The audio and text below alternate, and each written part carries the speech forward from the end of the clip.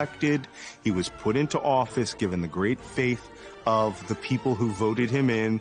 I, Donald John Trump, do solemnly swear. I, Donald John Trump, do solemnly swear.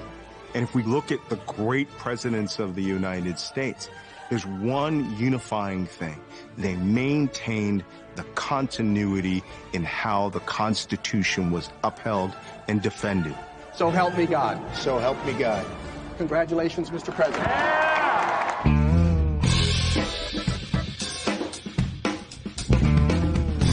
At first, it was mostly just political name-calling and insults, suggesting Donald Trump was a lunatic. This man is a pathological liar. Guarantee I have a vocabulary better than all of them. Most of them, I know I have an IQ better than all of them. I'm very highly educated. I know words. I have the best words. But there's no better words than stupid. I don't know what I said. I don't remember. I could stand in the middle of Fifth Avenue and shoot somebody, and I wouldn't lose any voters, okay? But more recently, the conversation about the president's mental state has taken a more serious tone.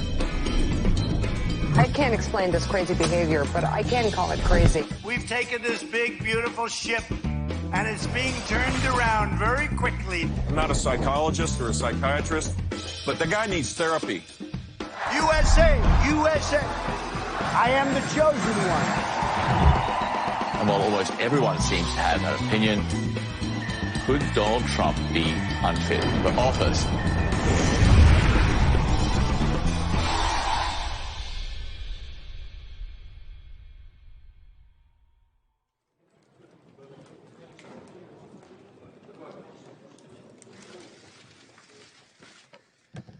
Good evening. Thank you guys for coming. I know our first official press briefing is going to be on Monday, but I wanted to give you a few updates on the president's activities. But before I get to the news of the day, I think I'd like to discuss a little bit of the coverage of the past 24 hours. Yesterday, at a time when our nation and the world was watching the peaceful transition of power, some members of the media were engaged in deliberately false reporting. Photographs of the inaugural proceedings were intentionally framed in a way, in one particular tweet, to minimize the enormous support that had gathered on the National Mall. No one had numbers. This was the largest audience to ever witness an inauguration, period, both in person and around the globe. Even the New York Times printed a photograph. Why put him out there for the very first time and utter a falsehood? Why did he do that? It undermines the credibility of the entire White House press office on day one. Don't be so overly dramatic about it, Chuck. You're saying it's a falsehood, and they're giving Sean Spicer, our press secretary, gave alternative facts to that. But the point remains. Wait a minute. Alternative facts? Look, alternative facts are not facts. They're falsehoods. My name's George Conway. I'm a lawyer. I'm a litigator. I principally practice securities litigation. I've argued appeals, including a big case in the Supreme Court. My wife was Donald Trump's campaign manager and now his counselor to the president. And he said a lot about this since. I was a Republican since probably about 1980 when Ronald Reagan was elected president. I voted for Donald Trump in 2016, and I almost took a job in the Justice Department myself to run the civil division of the Department of Justice. Donald Trump wasn't my first choice among the Republican nominees, but I was hopeful that he would calm down and get better as time went on. He started to show a little more discipline. He would only go off the rails every third day instead of every day. But the problem was, once he got into the supreme position of power, he lost some of his incentive to be disciplined. And I'm thinking at this point in time, what is wrong with him? Donald Trump is like a practical joke that got out of hand. That's the problem. I didn't go into the administration for a lot of reasons, but the fundamental reason was it was a mess. I guess I must have been Googling Trump and mental health, because I clearly thought there's something seriously wrong with him. And I came across an article in Rolling Stone magazine, is Trump a malignant narcissist? And a number of people like Dr. Gartner were interviewed. And as soon as I read that, I realized, look, that's it. You cannot understand his presidency without knowing this. My name is John Gartner. I'm a psychologist. I taught in the Department of Psychiatry at Johns Hopkins University for 28 years. I've written some books, and I'm the founder of Duty to Warn, an organization of mental health professionals that believe that Donald Trump should be removed because he's psychologically unfit. My name is Lance Dotis. I'm a psychiatrist and a psychoanalyst. I've spent most of my research career looking at compulsive and addictive behavior. And I've become interested in the importance of psychology and politics in recent years because of the threat to our country. My name is Justin Frank, a psychoanalyst and a psychiatrist. I've been in practice in D.C. for about 40 years. Is Donald Trump fit to serve as the president and commander-in-chief? I can answer that with one word: no. Trump is a sociopath, a sadist, a con artist, a racist, a misogynist, a sexist in general, and I think it is a problem. How dare liberals, people on the left, try to undo democracy by accusing a president of being mentally ill without any basis? Look, these psychiatrists now who are trying to diagnose without ever having met the man. This is not the first time the left has gone at Republicans. They did the same thing to Barry Goldwater. They did the same thing to Ronald Reagan. Over 1,000 psychiatrists diagnosed Barry Goldwater and said he was mentally ill. They were then rebuked by the American Psychiatric Association and said, do not make diagnoses without seeing the patient. And they continue to do it today.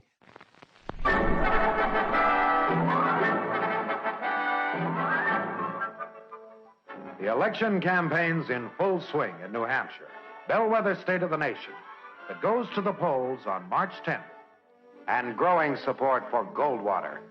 So the Goldwater rule has an interesting history. In 1964, Barry Goldwater ran for president, and a now defunct magazine, Fact Magazine, did a survey of psychiatrists and published an article saying psychiatrists think that Goldwater is unfit. Goldwater sued them, and he won. And as it turns out, actually, he deserved to win. It was libelous. He was not unstable. And the psychiatrists who wrote those statements about Goldwater, it's important for people to understand the history of our field. This was in the 60s when Freudian psychiatry really ruled the roost. This is what I've discovered. We are constantly bedeviled by powerful unconscious forces in our beings. And so their explanations were things like, he's a latent homosexual. He's been scarred by his potty training. He has an unresolved Oedipus complex. Based on unconscious hate of his own father, caused by childhood jealousy.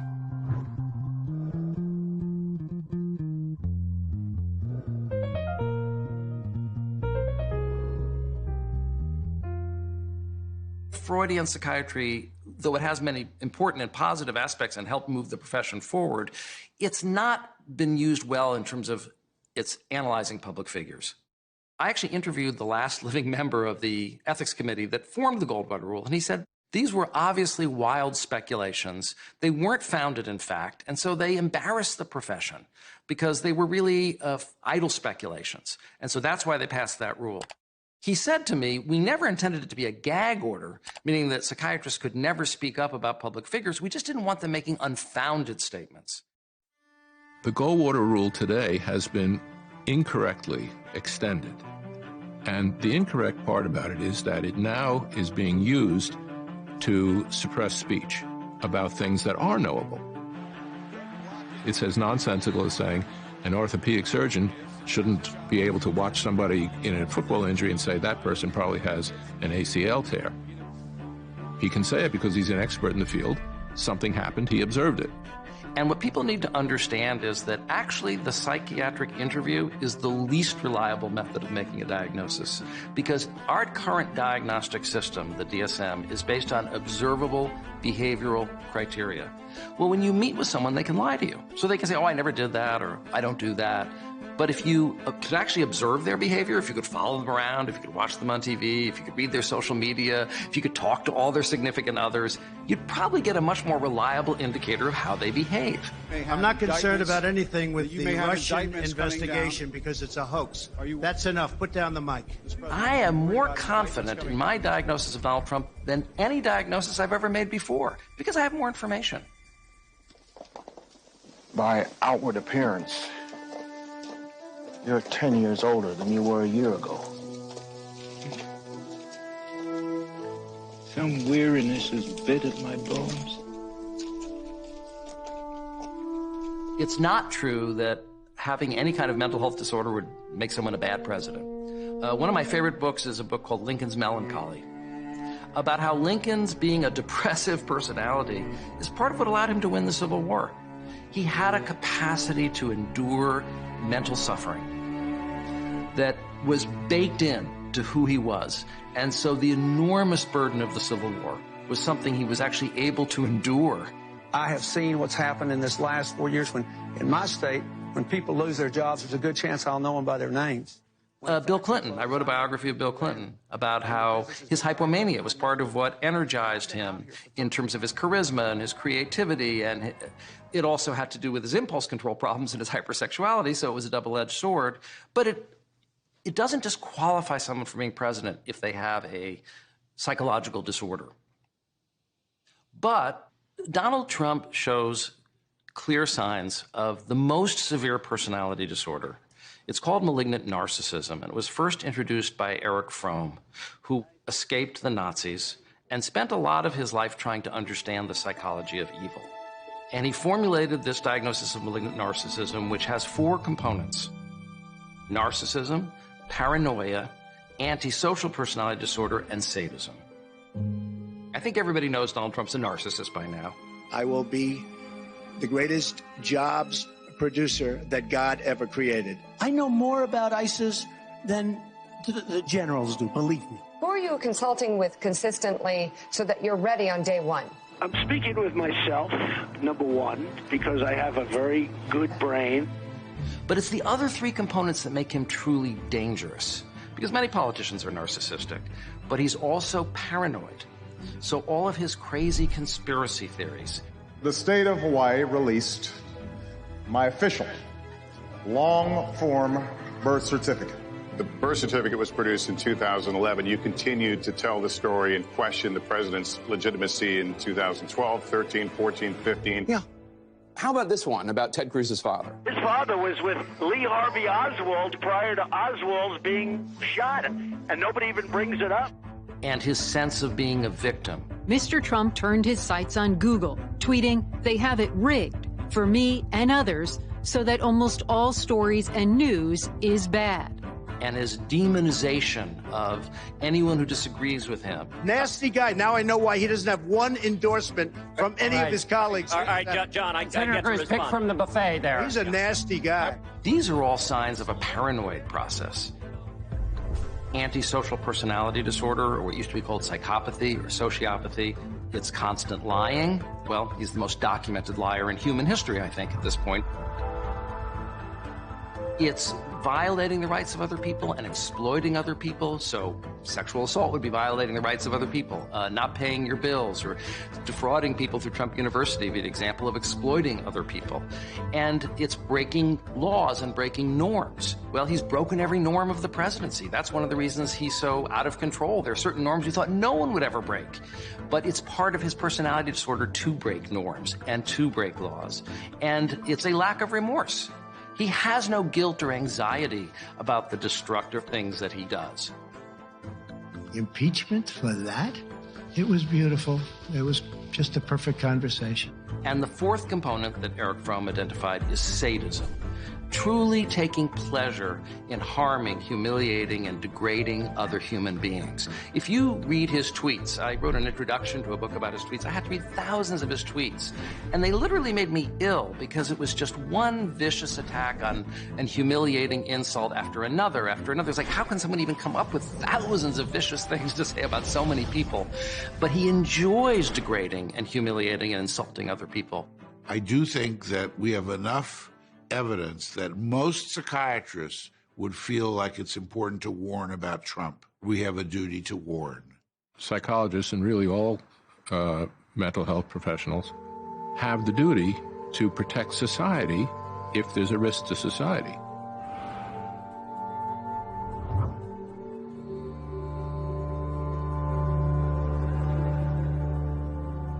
So the Tarasov case was in the 1970s.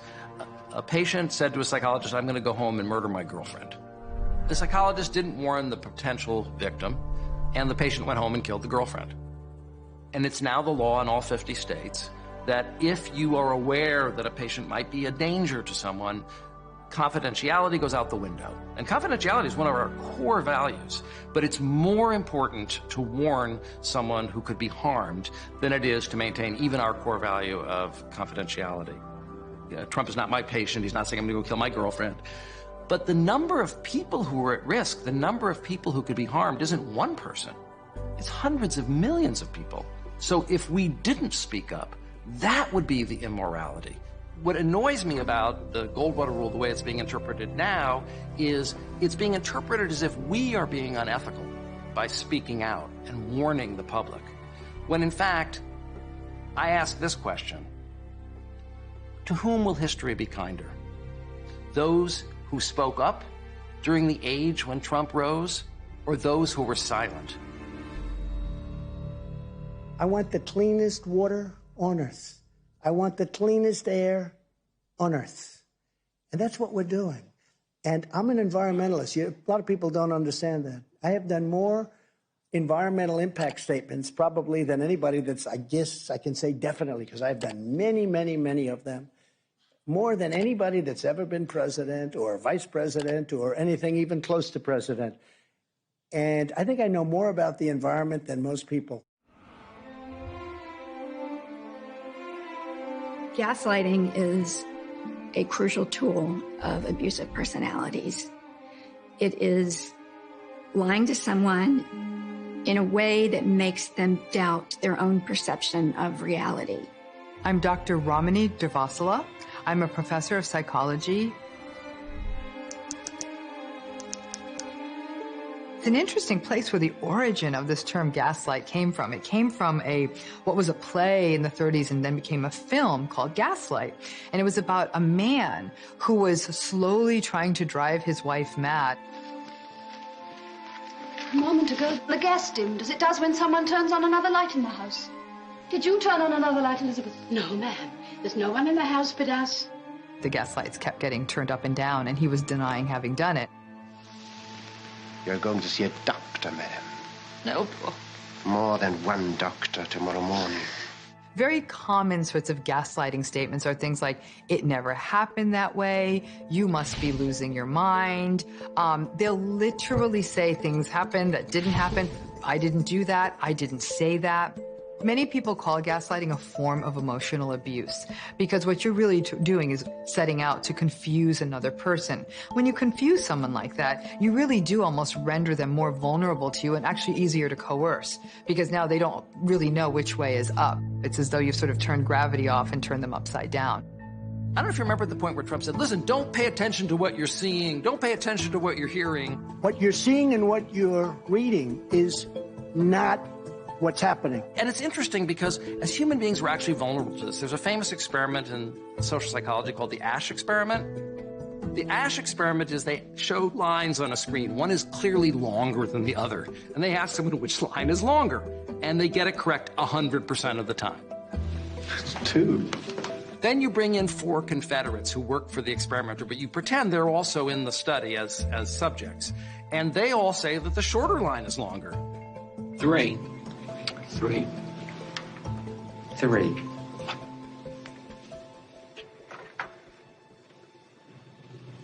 Three. 50% of the time, the person will reverse themselves and say, you're right, the shorter line is the longer one.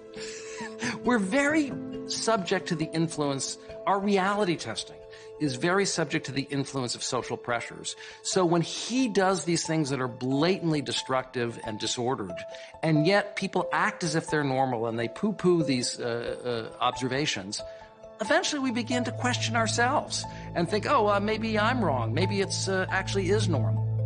What has been so disturbing is that we've discovered, at least some of us, that it's much quicker to demolish a building than to build one. And Trump understands that. And I think he can demolish a lot of our faith as a nation in our institutions. He can demolish the effectiveness of institutions. He can certainly psychologically confuse and gaslight people like nobody's business. Thank you very much. I said during the transition, and I'll say it up here, I think there's been at times a disconnect between the way we see the president and how much we love the president and the way some of you perhaps see the president. And I certainly see the American people probably see the president the way I do. But we want to get that message out there. And to use a Wall Street expression, there might be an arbitrage spread between how well we are doing and how well some of you guys think we're doing. And we're going to work hard to close that spread. My name's Anthony Scaramucci. I spent 11 days in the White House as the president's communications director. Trump is wickedly smart. The guy made it to the American presidency. He's not stupid. You can hate Trump because he says asshole-ish things, okay? And he's an obnoxious guy at times. But what you're missing is that he's now a reflection of the cultural zeitgeist.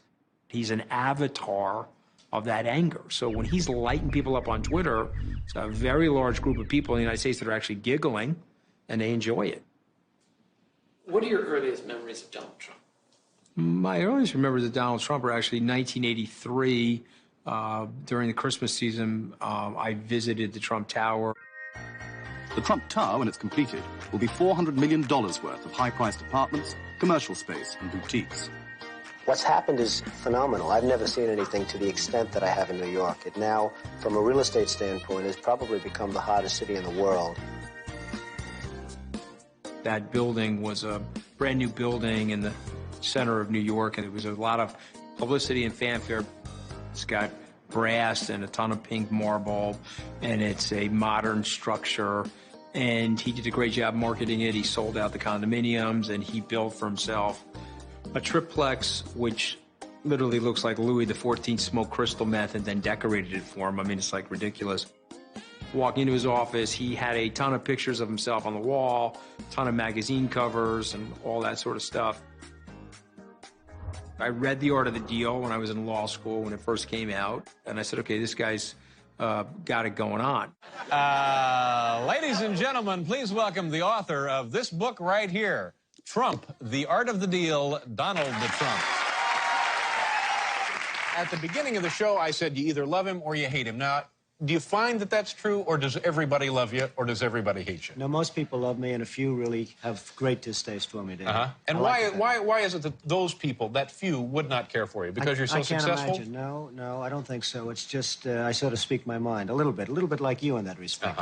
Yeah. A little bit like you. A little bit like me. Not too much, hopefully. What were you like as a kid? Very normal in a lot of respects, but a very, very solid child. He grew up in Queens. His father was making good money as he was being raised. He built a lot of lower middle income housing on the border of Brooklyn and Queens. Fred Trump was a successful businessman. He made a lot of money, and he was smart at what he did. However, Fred Trump was a dishonest, crooked guy who stole from the federal government, who wouldn't allow black people to move into his apartments. His father said, you've got to be a killer, you've got to be king, you've got to be tough, and he took that in. Is what you do something you've always wanted to do? I know your father was and still is a real estate developer. My father was in the real estate business, and I've been in that and other businesses and different things. I like what I'm doing. I just enjoy what I'm doing. I love the real estate business. I learned a lot from my father. More than anything else, I learned a lot. He wanted to make a name for himself, and he believed early on in his career that having a lot of publicity and a lot of profile was going to be good for the sales and marketing of his apartment buildings and condominiums and things that he was doing, but he also wanted to have a unique celebrity persona, and so Howard Stern represented that for him. You once said that the best way to treat a woman is to treat her like duty. No, I never said that. But You never did? It was attributed to me. So you never did say that? No, I never said that, but it was attributed to me. I see. So you treat women with respect? I can't say that either. All right, good, all right. Somewhere in between. I do. I treat women with great respect. Treat women somewhere in between respect and do-do. My initial impressions of Donald Trump, like everybody else, I was starstruck. Back then, speaking about women that way, it was more the norm. Where's Marla go? I think we have to put Marla right up here. Come on, let's do that. Let's take down Frederic. I went to a fundraiser right after Ivana and Donald divorced. So I was excited that he was there. I went up to him and I said, hello, I'm a huge Howard Stern fan and I wanted to introduce myself. And he said, why would I speak to you when there's so many beautiful women here? I wouldn't even let you suck my dick. One of the problems here is that Donald Trump doesn't have empathy. And that's not a modest statement. He literally has no empathy. He does not feel emotions like care and He's a sociopath? Well, as I've said since 2016 in The New Yorker when he started to run for president, yes, he is a sociopath. There is no question. He's a sociopath, meaning he neither has a conscience nor does he have a heart. You make it sound like Blade Runner when they go to the replicant knows you've found him out. He doesn't feel anything. Anyway. He doesn't feel anything. Empathy is a normal human trait. It's actually normal in all mammals. It starts in childhood with a parent and a child, and it continues throughout society. It's what glues people together instead of just fighting against each other. Almost everybody has empathy, but not everybody. People who don't have empathy are the people that we call sociopaths or psychopaths. That sounds like a very destructive business philosophy. They often were treated cruelly. They were treated without empathy themselves. You talk in your book about getting even, the importance of getting even. Is revenge sweet? I believe strongly in getting even. If somebody has hurt you, if somebody's gone out of their way to hurt you, I think that if you have the opportunity, you should certainly go out of your way to do a number of them. And I've had more criticism about that one statement in my book than any other statement. The clergy is called, the ministers, the priests, the rabbis. They've all said, what a terrible thing to say.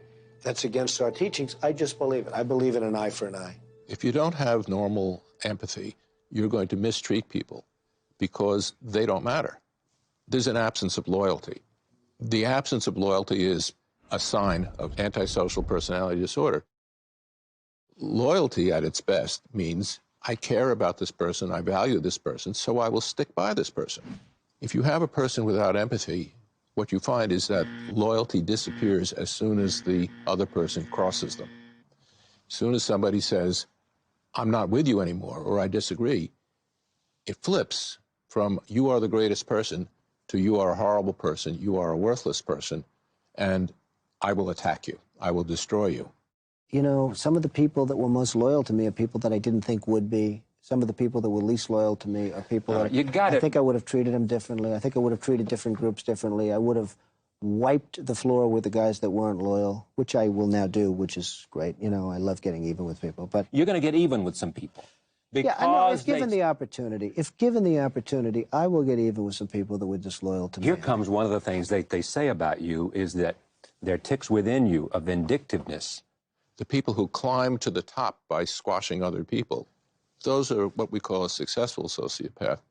Sociopaths can be successful. It's because they're con men. If you're a con man, you're convincing them that you are much better, greater, more caring, more honest than you are. My name is Rick Riley. I'm a Gulf writer, and I've known Trump for 35 years, maybe.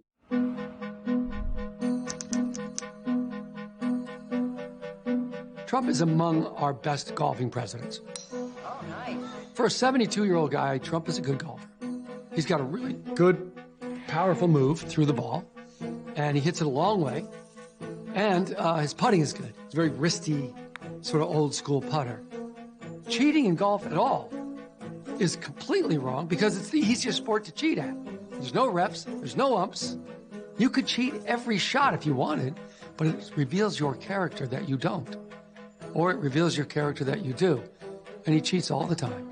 I actually played golf with him with Anthony Anderson one day. Gotcha. And we were all playing together, and we clearly saw him hook a ball into a lake at Trump National in Jersey. And his caddy told him he found it. You know, people don't know this, but he jerry-rigs his golf carts to go really fast. He has somebody do that. Only one golf cart at every course he owns goes about 30 miles an hour, and that's his. It's number one. Everyone else goes about 15 to 18 miles per hour. So he can hit the ball, zip, he's out. You're still, hey, where's Trump? You hit. By then he can kick the ball, move the ball, take it out of lakes, whatever. There's your ball. Usually you would put a mark down, pick up the ball. What he does, he secretly puts the marker on the end of the putter, and then he looks like he's marking it, but really, now the mark is 3 feet closer. That's a way easier putt. We tried to cheat Tiger Woods in a round of golf once. Tiger freaking Woods. He's off to the right. He's playing against Tiger Woods. They each have a partner. He chunks one flat into the water, splash.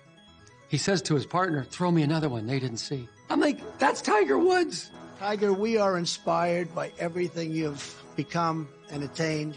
The job you've done is incredible. He's telling people he's won club championships that he didn't even play in. He won a club championship that's being played in Bedminster, New Jersey, when he was playing in Philadelphia. And he said, called in, said, hey, what won the club championship today? And the guy goes, 75, Joe Schmo won it. I shot 73 today. Make me the champion. And the pro's like, what? Yeah, make me the champion. I played better here today. So Joe Schmo's name comes off the wall, maybe one of his great moments of his life, and Trump's name goes up. And this has happened over and over again. And then he won at least 6 or 7 times tournaments where he was the only guy playing in the tournament. He'll buy a new golf course, play the first round by himself and Melania, and unless Melania gets hot, he's going to be the winner. And so if you go to any of his courses, his first few years, it's just him because no one else played. As a writer, I love Donald Trump. I loved him because he would say anything. It was like, yeah, I banged Marilyn Monroe and I punched out Sinatra. And we're like, yeah, what else you got? Because he'd say anything. But as an American, I don't like him at all. He terrifies me. If he's going to cheat at golf, you don't think he's going to cheat on his taxes? You don't think he's going to cheat on his wives? You don't think he's going to cheat to win an election? You don't think he's going to cheat to stop an investigation? You don't think he's going to cheat to break rules, to get information from foreign countries? My God, he just admitted he does it. I'm Bill Kristol. I came to Washington over 30 years ago to work in the Reagan administration. I was chief of staff to the vice president in the George H.W. Bush White House. So I worked in government, worked in some Republican politics, edited the Weekly Standard for a little over 2 decades. I'm Richard Painter. I'm a law professor at the University of Minnesota. I was the chief White House ethics lawyer for President George W. Bush. Most of my life I was in the Republican Party. I'm Malcolm Nance, a former U.S. intelligence officer. Started out actually in cryptology, and I'm sort of an expert in all things related to foreign intelligence operations, counterterrorism, and now Russian intelligence activities in the United States. Wow. What a great looking book. Thank you for pictures.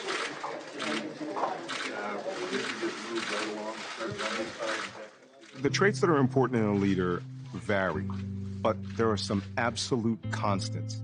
And the way to look at them is the titles and the core values that we see for each armed service: honor, courage, commitment, country, duty, service above self, excellence in all that we do, always faithful, always prepared. These are some of the core values that we entrust in our national military leaders, and those should be the same core values that we should have in our political leaders.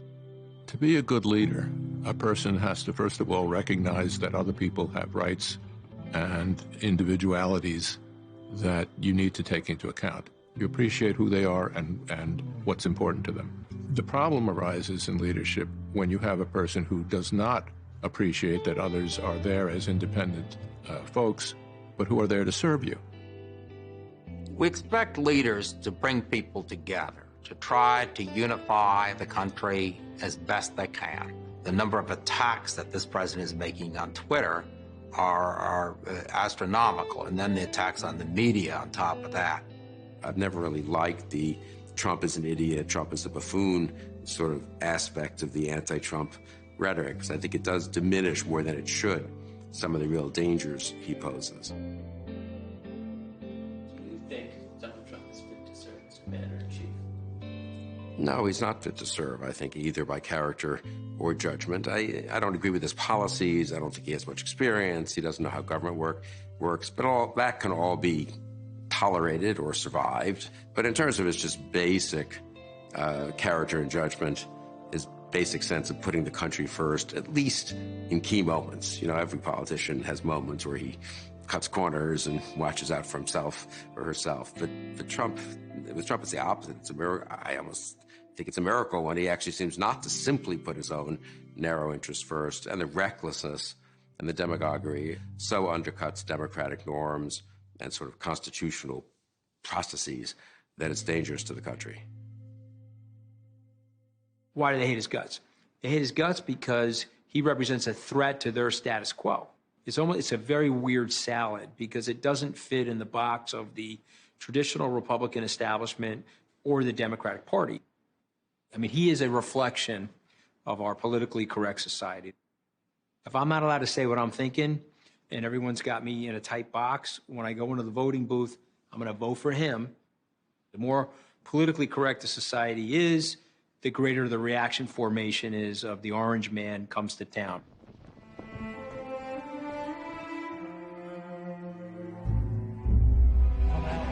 Why I support Trump is pretty easy. He is the only president in the last probably 40 years that has been for the people. You know, I had an epiphany at my first Trump rally.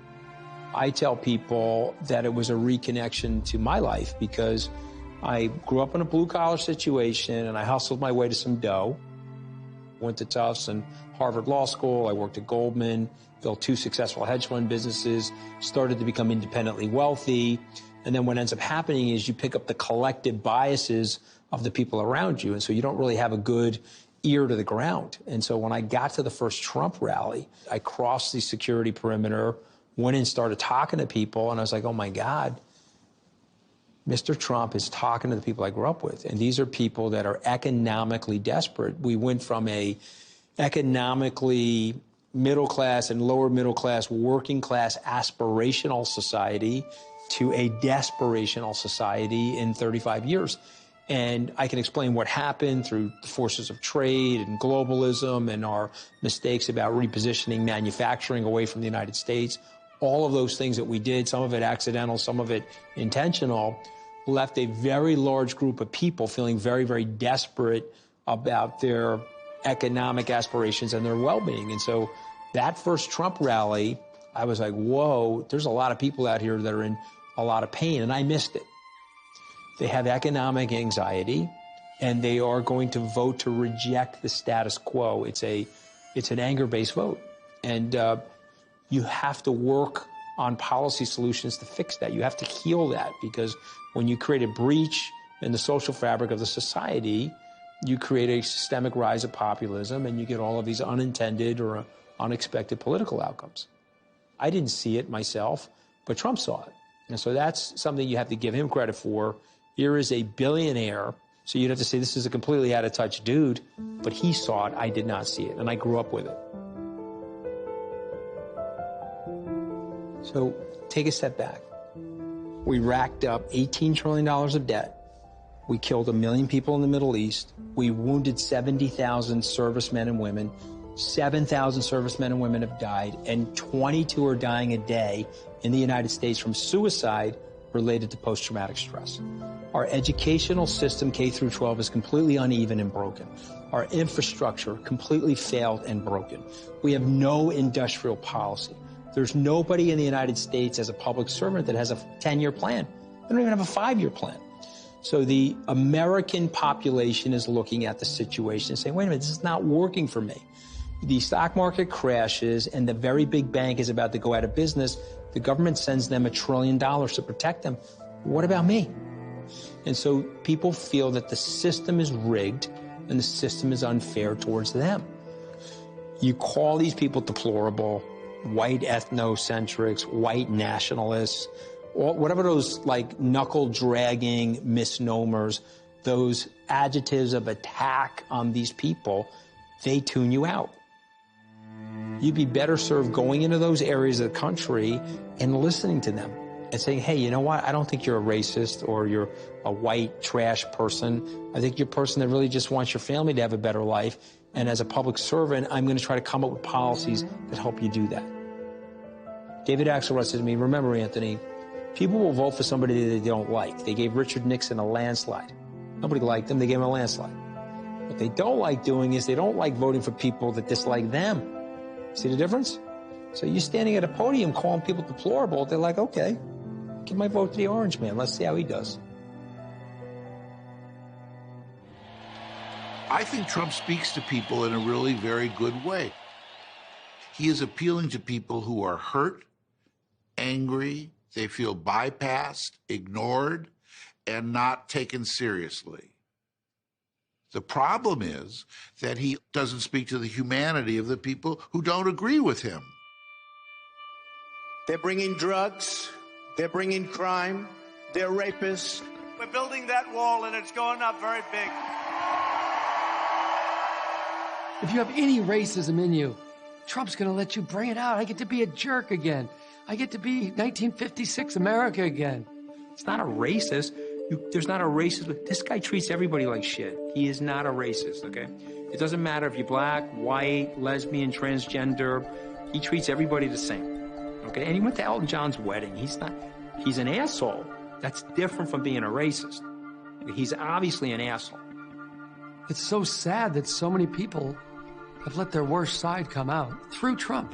Get the fuck out of here! Our country, motherfucker! Our country! Don't fucking cook my burrito, bitch! I love Trump! Fuck you! Are you racist? I am the least racist person that you have ever met. Look at my African American over here. Look at him. Are you the greatest? You know what I'm talking about? I have a great relationship with the blacks. I've always had a great relationship with the blacks. I love the old days. You know what they used to do to guys like that when they were in a place like this? They'd be carried out on a stretcher, folks.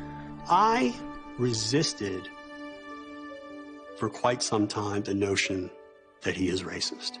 It's more a function of his narcissism than anything else. It's not really racism.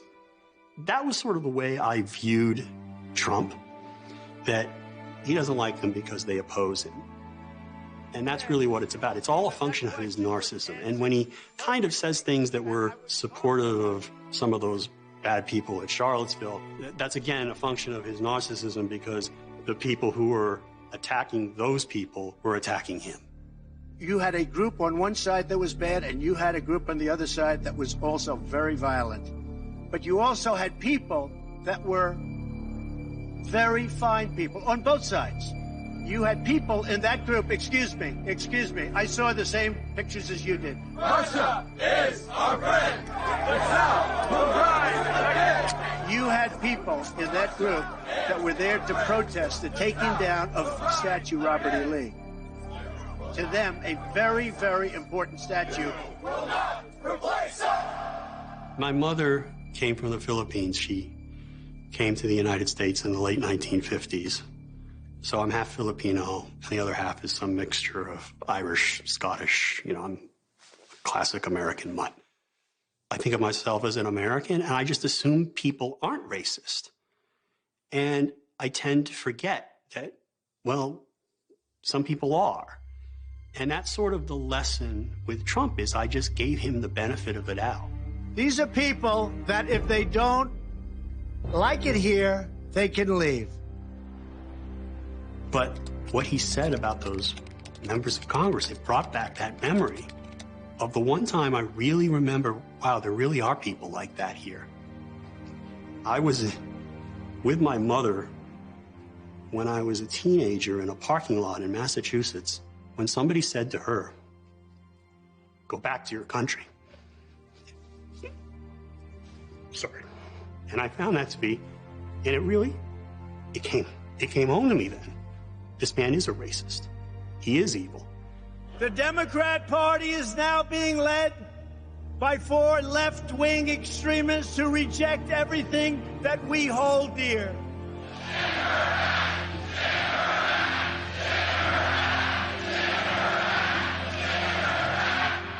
He's a racist, beyond any question.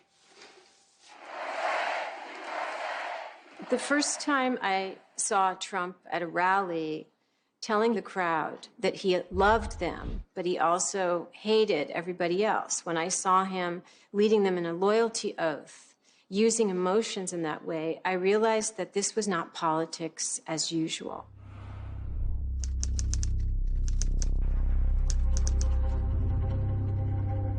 Raise your right hand, everybody.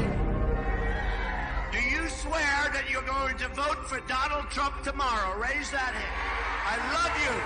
I love you. He had talked about being president for many, many years with his advisor of the time, Steve Bannon, who is a white nationalist and unabashed racist.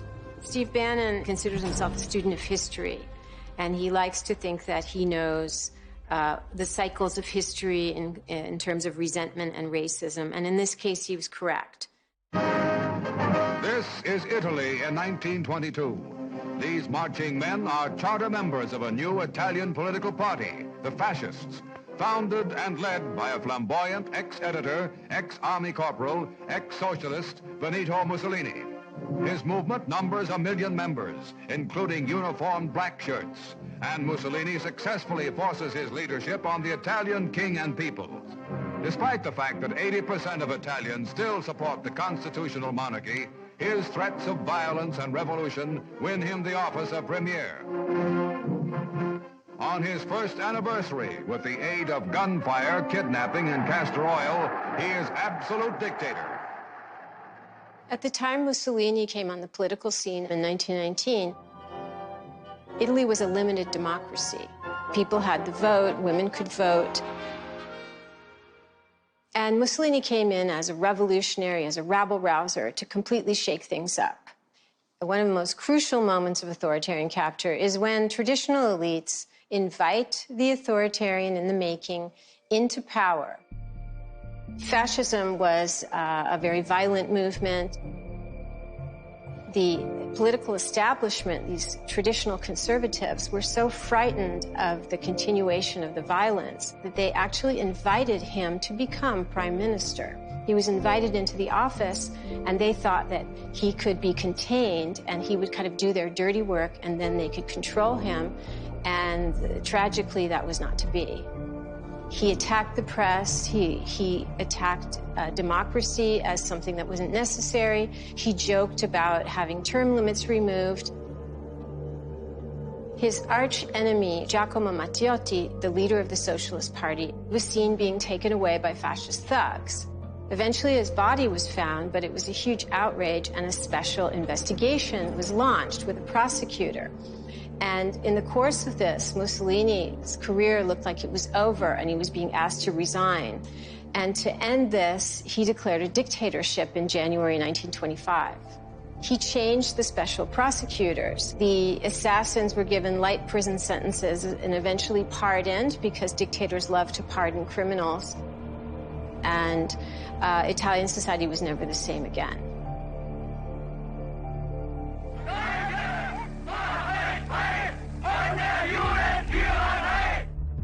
There are times in history when figures appear who are able to coalesce existing hatreds and anxieties that exist in a culture and form from them a movement through rallies, through propaganda, through promises to them. We will be ending the AIDS epidemic and curing childhood cancer. Only they know the truth. Only they can fix the problems. We are finally putting America first. My name is Cheryl Coos, and I'm a historian of interwar Europe and fascism and authoritarianism. Hitler gained his followers by promising them a better life, a better Germany. But he also had a scapegoat. Jews as diseased and foreign objects. One of the most dangerous things about authoritarian leaders is that their particular personal quirks, their obsessions, their preoccupations often become state policy. And I think one of the manifestations of that we've seen in policy is the zero-tolerance policy. Immigration is the fault and all of the problems that we're having. You look at what's happening in Europe, you look at what's happening in other places, we can't allow that to happen to the United States, not on my watch. The separating of children from parents. Think about the kind of mind that think, I know how we're going to restrict immigration. Let's take their children away. I mean, it's a cruel, almost cartoonishly evil kind of thing to do. Who's number one with Hispanics? Trump. It's a violation of human rights to take children away from their parents. To be so uncaring about the permanent effect on these children, and it is going to be permanent, is cruel and sadistic behavior. It's completely different from saying we need to have strong borders or we need to limit immigration or something like that. Those things, if they are worth doing, can be done without destroying children's lives.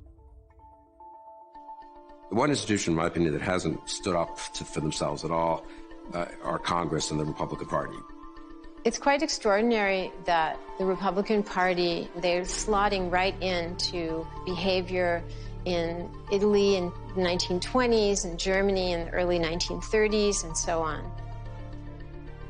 I want to know who's the person that gave the whistleblower, who's the person that gave the whistleblower the information? Because that's close to a spy. You know what we used to do in the old days when we were smart, the spies and treason. We used to handle it a little differently than we do now. He does not believe in democracy. The way he rules in the White House shows that. It reminded me of something I read by Ivana Trump when he was married to her. And in their divorce proceedings, she had written that he liked reading Hitler's speeches. And Hitler's speeches would always build you up to this crescendo, right, of shouting and repeating things 3 times, because if you repeat something 3 times, it breaks through to the audience and it becomes a fact in their mind. And I want you all to know that we are fighting the fake news. It's fake, phony, fake.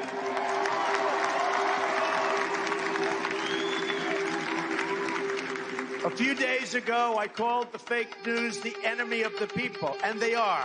They are the enemy of the people.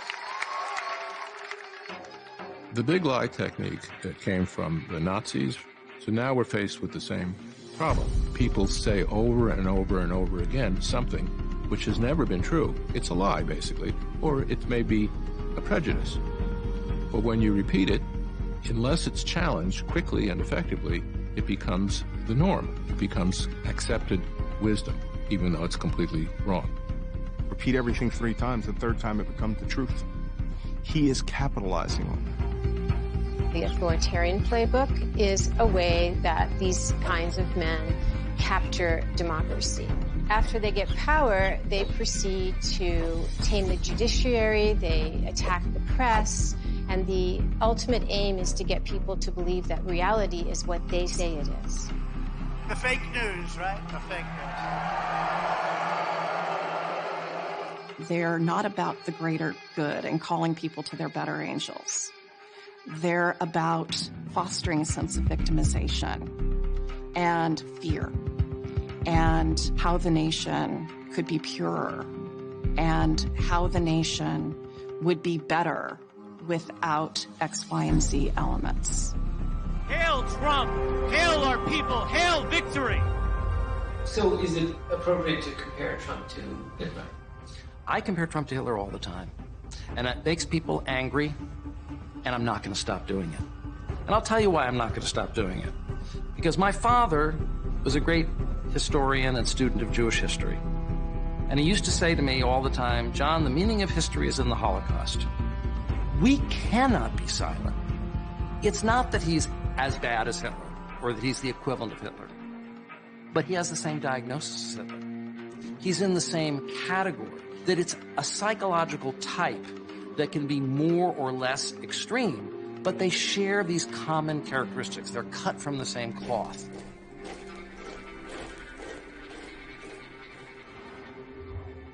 Those of us who have been raised in this current era, we don't realize how spoiled we've been. We've been raised from the World War II boom of prosperity to today, one of the greatest periods of peace and prosperity in human history. And we've also taken it for granted that our democracy was solid, that liberal democracy is now becoming the touchstone for the planet. That's what we believed 3 years ago. But Plato predicted thousands of years ago that democracies always end in autocracy. And we're so naive, we don't understand that every democracy is always vulnerable to being taken over and turned into an autocracy. We are in the third era of the rise of charismatic, threatening strongmen in history. The first was during the fascist period in the 20s and 30s. After World War II, you had anti-colonial strongmen like Mobutu and Gaddafi. And today, we have a new crop of leaders who are threatening liberal democracy or have already partly destroyed it. Trump has helped autocrats all around the world almost immediately out of the box. Erdogan in Turkey. Turkey has the right to eliminate all possible threats to its sovereignty, with or without its allies. Al-Sisi in Egypt. Whenever there is a minority trying to impose their extremist ideology, we have to intervene regardless of their numbers. Even in Libya, they're backing the strongman, Al-Haftar.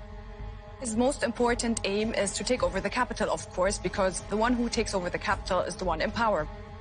You have presidents like Bolsonaro in Brazil. These red outcasts will be banished from our homeland. It will be a cleansing never seen in Brazilian history. You have strong men in the Philippines like Duterte. Hitler massacred 3 million Jews. Now, there is 3 million, there's a 3 million drug addicts. I'd be happy to slaughter them. Vladimir Putin. Это у нас в генах, в нашем генном коде. Это передается у нас из поколения в поколение. Битва за Россию продолжается. Победа будет за нами! Russia is actually fueling right-wing extremist governments in Europe. They're funding them. AfD in Germany, Alternative for Deutschland.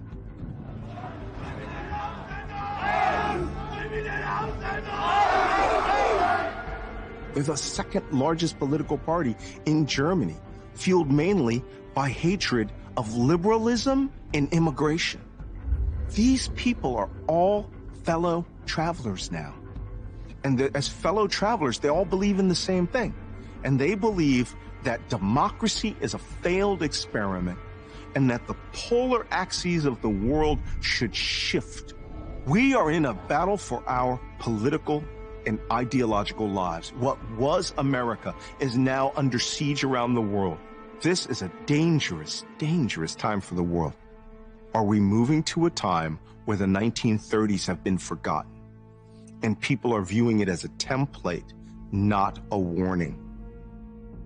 The only way we can perpetuate a democracy is by people sharing those values and thinking that that is something to be upheld. I mean, Trump is a symptom of a lot of things, including a rise of a kind of ethno-nationalism and authoritarianism, but he's a symptom who's become a very important cause. If the United States is standing against ethno-nationalist sentiments and authoritarian regimes around the world, I think that puts a certain amount of check on them. With the American president on their side, it's a kind of exponential shot in the arm for them and an exponential weakening of liberal democracy around the world. I actually go back to, believe it or not, chimpanzees. You know, when Jane Goodall was observing chimpanzees, you know, one of the things she showed us is how loving they were, you know, and how human they were. And she bonded with them and formed these relationships with them. And then the males would compete for dominance. You know, they'd pound their chest and they'd throw dirt up in the air and they'd throw heavy rocks into the river to show who was more powerful. But no one ever really got hurt. was all called display behavior, just to sort of show who was the toughest, and that person would become the alpha. What happened, though, after many years is that troop that she observed became so big that they split into two troops. So everything she taught us about chimpanzees is really what we would call within-group behavior. It says nothing about between-group behavior.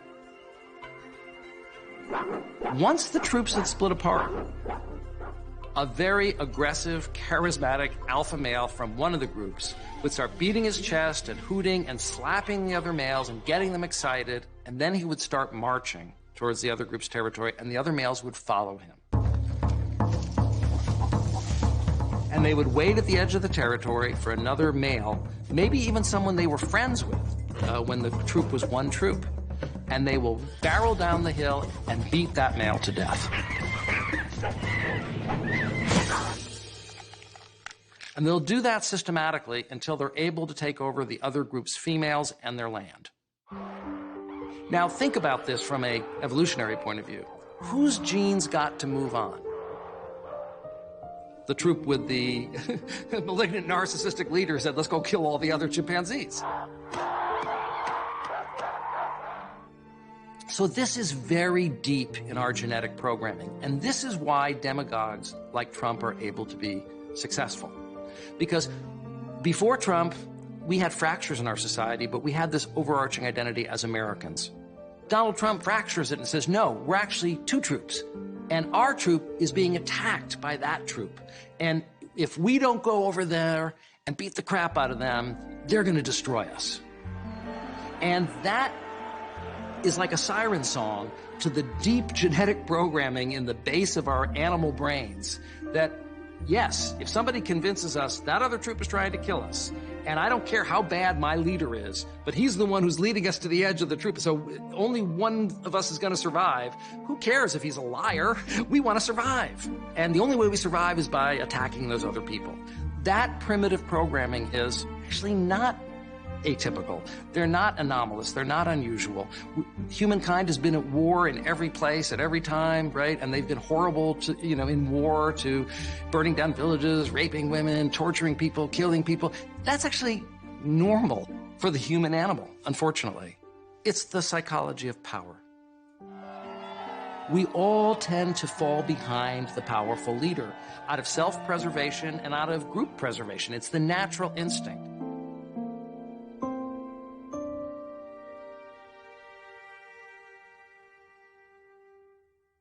What are you most fearful of about this president being in control?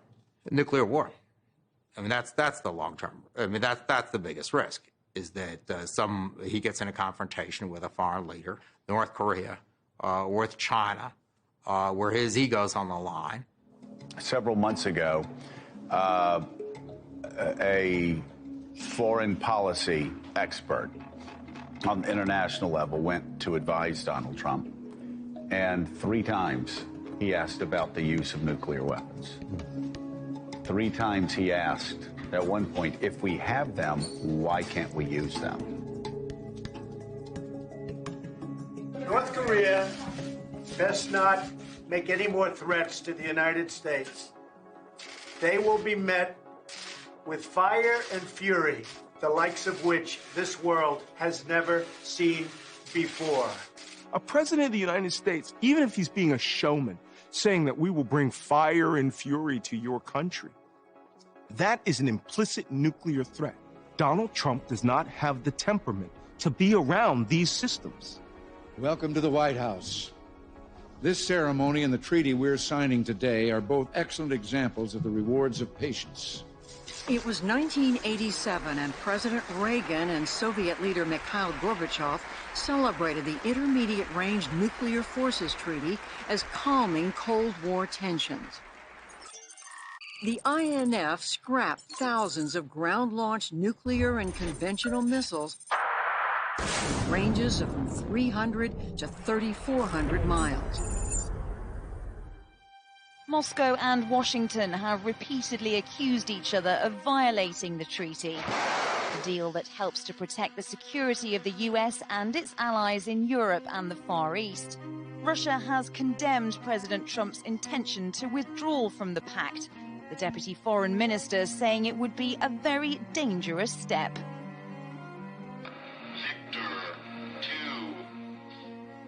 The President of the United States is a nuclear monarch. He is a king. There are no safeguards other than his whim that determines when he launches an atomic bomb and where. The briefcase that he has, the football, is a communications device. And all it does is authenticates him to the nuclear arsenal's chain of command. Unlock code entered. Juliet, Papa. And it executes his order once he has authenticated himself. Mark. T-minus 50. Not one bomb's going. Multiple bombs are going. So when you choose that option, that missile will blow that country up in 35 minutes. And there is no turning it off. Once they boost into space, they're gone. The president has the authority to order a nuclear attack, including a first strike, and it is extremely unlikely that the military command would not take his orders. The president can decide that France is a national security threat, and he can order an ICBM strike. That's not the correct procedure. Screw the procedure. I want somebody on the goddamn phone before I kill 20 million people. Sir, we have a launch order. 3. Put your hand on the keys, 2, sir. 1. Launch. So what do you say to people who say that Trump is a bluffer, he's a strategic thinker, he won't do this? Are you willing to bet your children's life on that? Are you willing to bet the lives of every person in this nation on that? And if you're willing to say that about any person who will pathologically lie to you, to your face, documentable, quantifiably lie to you, your wife, your children on a daily basis, then you don't really understand what the stakes are.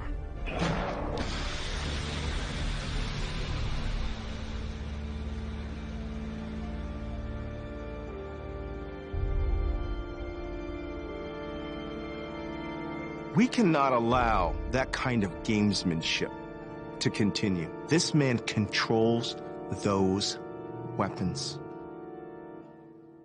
I don't think you can understand Trump or much else of what's going on in the world today without factoring in the effects of death anxiety.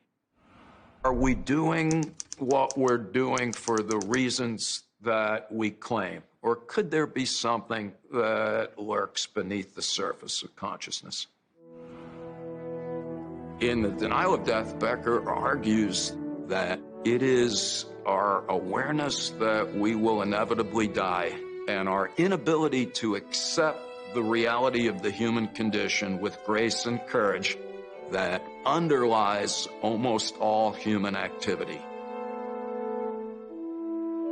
What Freud pointed out is that we're animals, and we don't like that. We're breathing pieces of defecating meat that aren't any more significant or enduring than lizards or potatoes.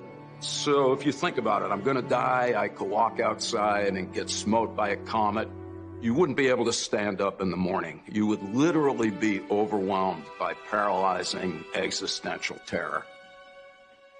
What we do to bury that anxiety is to embrace belief systems that life has meaning and we have value. In a single word, culture. So the prevailing belief in the U.S. in the last century is that, America's the home of the free and the brave.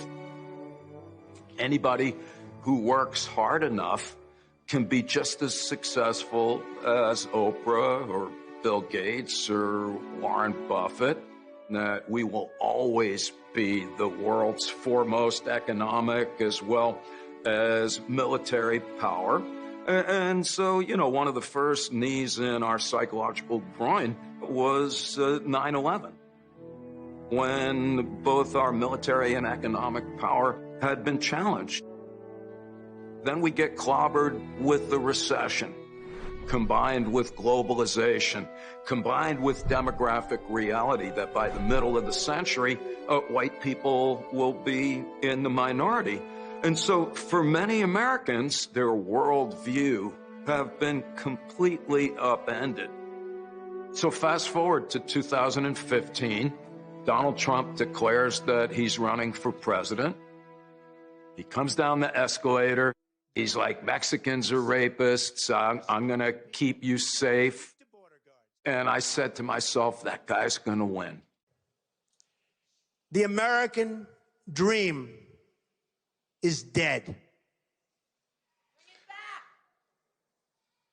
But if I get elected president, I will bring it back bigger and better and stronger than ever before, and we will make America great again. Thank you. Thank you very much.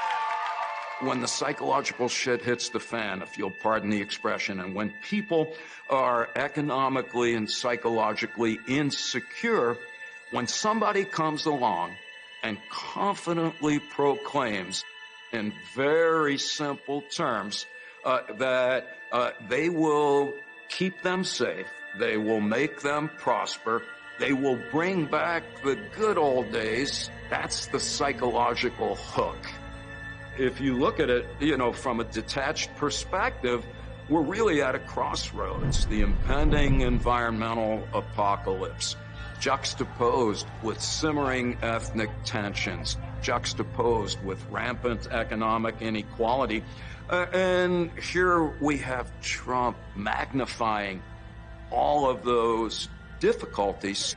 What Trump also did masterfully was to take non-existent problems and render them potentially traumatic by grotesquely overemphasizing the danger. Once you get on board psychologically, once you commit to a demagogish ideologue, that puts up a fact-proof screen between you and the world. Once you are fully on board, there's no rational argument that will alter your opinion. There is always a tendency for charismatic leaders to bring out the tribal nature of humans. It is very easy to lapse into an us versus them mentality. Rationality will lose every time. Where is the red line? Where do you say, okay, hey, no mas, I'm not supporting this guy anymore?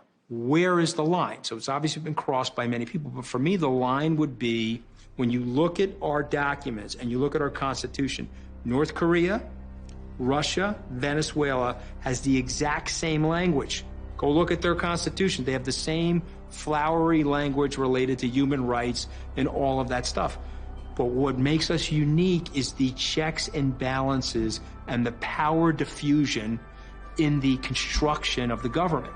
So if Trump starts to trample on that, then I'm going to turn on him. Have to. You can't disrupt a 243-year experiment for one dude's personality. It has now been a week since the Centers for Disease Control confirmed the first community transmission of coronavirus in the United States. We all have personalities. Some people are more dependent. Some people are more aggressive.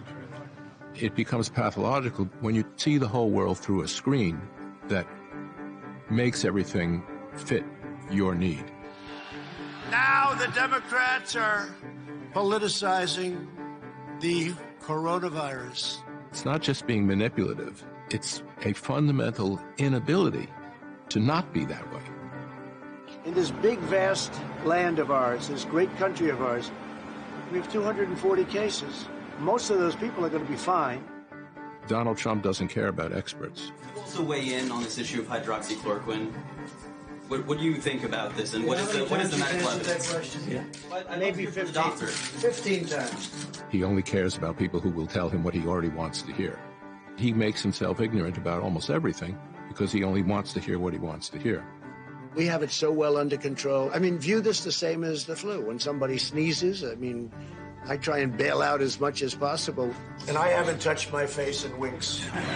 In weeks. I miss it. And one of the most devastating things he's been doing is to emotionally train Americans not to care about others, to extinguish compassion and extinguish kindness in themselves. He terms it being tough. He is giving people a license to hate, to provide a source of anger, to go after each other. How are we all tolerating this? Loyalty is not blind obedience unless you're supporting a demagogue, okay? And so you don't want to ever be like that in your life. Relax. We're doing great. The Dow is now down nearly 900 points. Economists have been ramping up their projections. The virus spreading explosively, like, quote, a bomb. To be president, you have to exercise good judgment on behalf of the American people for their interest. They have to go back to work. Our country has to go back. Our country is based on that. I think it's going to happen pretty quickly. It's got nothing to do with the safety of the people. It's about him. It's not about the country. He spent a lot of time on Twitter today boasting about the excellent television ratings his news conferences have received lately. We have Monday Night Football type ratings, and that these are like Bachelor finale. He's not fit because he is unable to think. He can only react and attack. What do you say to Americans who are watching you right now who are scared? I say that you're a terrible reporter. That's really bad reporting. He is unfit to be president because he cannot think. The U.S. is surpassing Italy as the country with the most fatalities. He says he wants to reopen the country with a big bang. Pursuing truth is to the mind like food is to the body.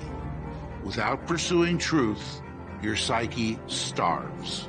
And Trump's psyche has been starving for a long time. Say, sir, what metrics you will use to make that decision? The metrics right here. If we can hold that down between 100 and 200,000, we all together have done a very good job. I am very proud to be your president. Thank you very much. Thank you, everybody. Thank you. He's detached from reality. I mean, this is just demented.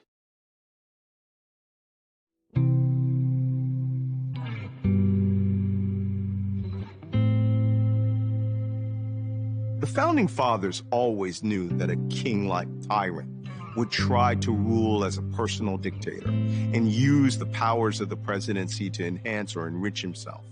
But they never foresaw the Senate and the judiciary might completely abdicate their responsibilities and go along with that. The natural tendency of history in many ways is towards greater liberalism and altruism. But human nature has these competing forces. And so what we're seeing now is this amazing regression, right? From where we were, we are literally going backwards, I think, a century or two. We all have to do everything that we can do because our society is at risk and we could lose it all. We could lose this grand experiment in democracy. I think we're more than halfway there. I think people don't realize how far this has actually progressed. When you're in a period of rising authoritarianism, it's very easy to get exhausted because the news comes at you like bullets from a machine gun, all of it bad. One of the best weapons against authoritarianism is protests in the street. And protests are key because not only does the leader see that he's unpopular, but even more important, his allies see that the public is actually against them. Think of what you tell your kids. You tell them to be honest. You tell them to tell the truth. You tell them, don't think of yourself. Don't brag. Don't trash other people to make yourself feel good. How can you support Donald Trump? How can you support somebody who essentially violates all of the things that we want them to follow? It makes no sense. It's corrosive for them, it's corrosive for you, and it's corrosive for the country.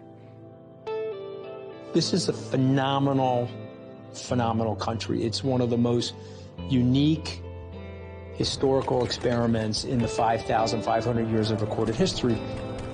We have to figure out a way to help people and bring them into the new world of globalization. They have to feel like they're part of the aspirational success of America that our parents felt. I believe at our best that we have the capacity to radically reconceptualize who we are and the extent to which that we can accept our commonality as human beings. I think therein lies the key, because then there's no one left to hate, and that's not going to stop us from hating. But as Ernest Becker put it, maybe we can hate stuff that we should, like poverty and injustice, and maybe we can then use righteous indignation to everybody's best interest.